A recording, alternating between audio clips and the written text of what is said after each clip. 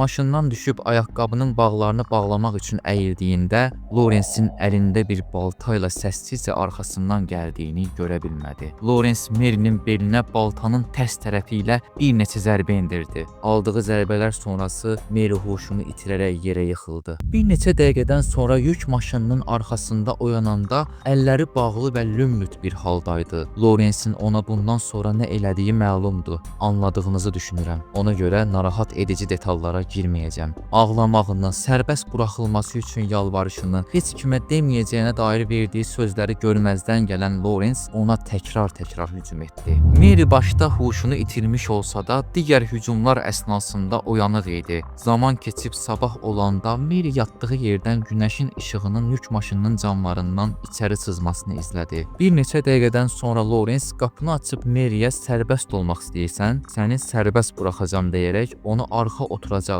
çəkib çıxarıb əllərindəki ipi açdı. Meri sərbəst qalacağı üçün rahatlaşsa da, birdən Lorensin əlində bir balta gördü. Şərəf yoxsunu bu adam balta ilə onun sol qoluna vuraraq dirsəkdən aşağı nahiyədən bu qolunu kəsdi. Çarəsiz Meri şok olmuş vəziyyətdə dözülməz bir ağrı ilə qanın qolundan aşağı axmasını izlədi. Xəyal belə edilməsi çətindir, bilirəm, ancaq hələ bitməyib.